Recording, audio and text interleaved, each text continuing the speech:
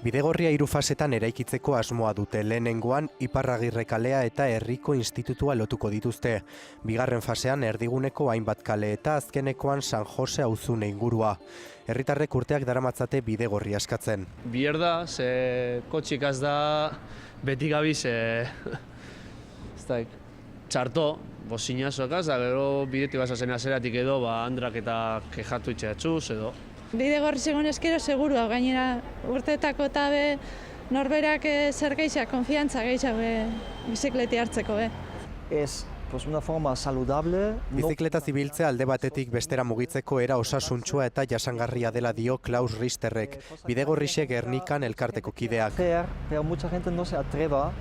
Eta bestetik aparkalekuen arazoa dago. Inguruko herrietatik Gernikara jende mordoa etortzen da eta erdigunean batipat ez da erraza izaten autoa aparkatzea. Eta hortan ere proposamen batzuk badaude, TAO sistema berrantolatzea, adibidez, parkin berriak egitea Santanan, poligono batean, eta badira horretarako ere erantzunak. Mugikortasun planeko proposamen hauek asteazkenean etzi herritarrek eztabaidatuko dituzte.